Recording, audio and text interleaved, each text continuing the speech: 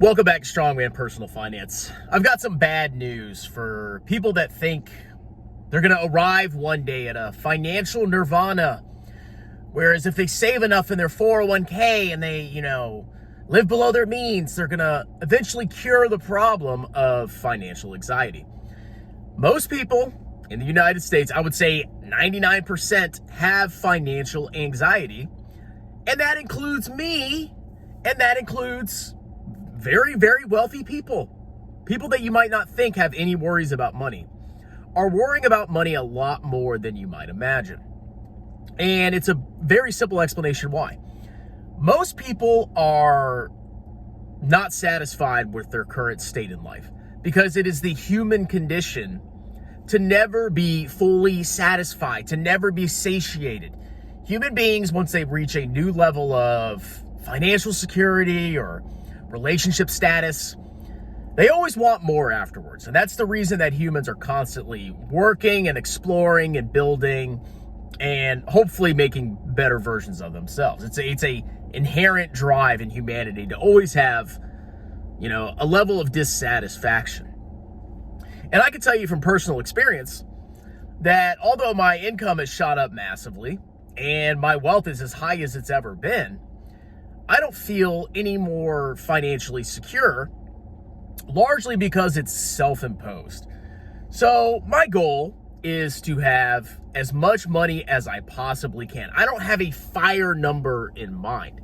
I want to maximize my wealth as much as I humanly can in order to set myself and my family, specifically my children and grandchildren, up for financial success. And most people kind of have the same idea. I mean, people have like a fire number in mind.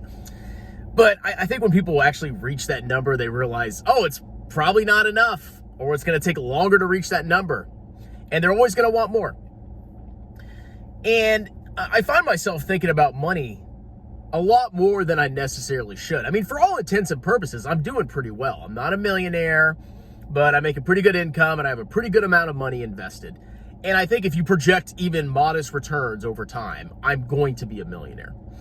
And you would think, Chris, you should be satisfied. What do you have to stress about?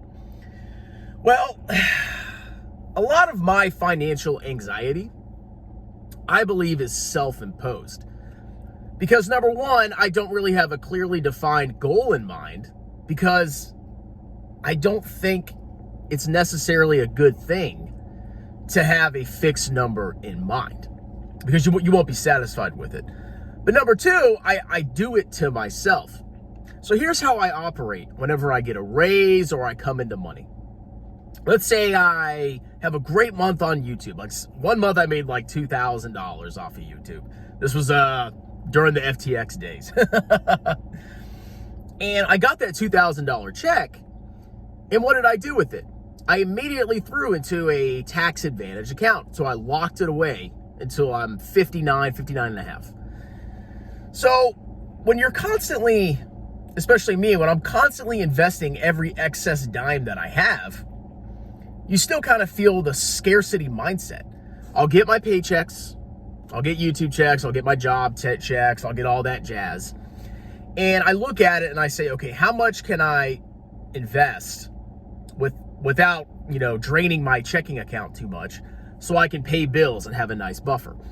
And whenever I have extra money sitting in checking, it immediately gets invested.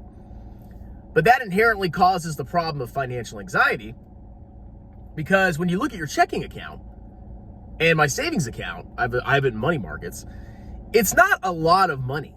It's really not. And you're kind of doing the fight month to month to make sure you exactly pay your bills and have enough money left over to invest, which I do all the time. So regardless of how big my portfolio is, I don't feel financially secure in the moment because that portfolio is not going to be sold.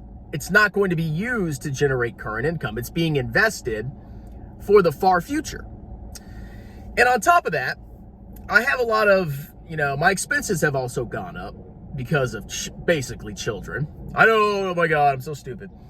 But when life goes on, you may think you're in a good financial situation.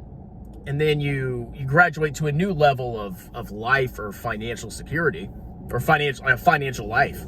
And you realize that what you thought was enough money before is not enough money now. And there's always going to be something that comes up in life. So I think, like, okay, right now I've got to pay off my Queen's X car. I have like $11,000 left, $12,000 roughly left on that loan. That's going to be paid off in a year and a half. My kids aren't going to be in daycare forever. So that's going to save me $1,000-something a month in the next couple of years. And my income should go up. So, in about 5 years, I should be really making the dough. I should have really low expenses, and I should have a much higher income. So everything's going to be great in the future, right? Well, I guarantee you 5 years from now, I'm going to be doing the same freaking thing. Any excess income I have is going to be invested away, or there's going to be new bills that come up with the kids, or God willing, maybe I'll have more kids, which is a possibility. But, we're not doing too well on that front right now, but it's a possibility in the future. So the whole point of the video is you can't expect that you're ever going to reach a level of satisfaction financially because of the human condition and because a lot of it is self-induced. My financial anxiety is self-induced. It's like an addiction. Like I can't, when I get extra money, I have to invest it. I have to. I can't stop myself. It's like, some people like crack. Some people like, booze. Some people like tobacco pouches. Not saying that I do. But there's always something that is going to draw your money away. There's always going to be something that, it's almost like it's a vice, but it's a good vice, at least for me personally. But it doesn't alleviate the current financial anxiety. So I think you have to accept the fact that you're never going to reach this state of bliss. Some people will say they do. I don't believe them. I think they're full of crap. You're always going to be financially anxious at some point in your life. And that's just something that you have to accept.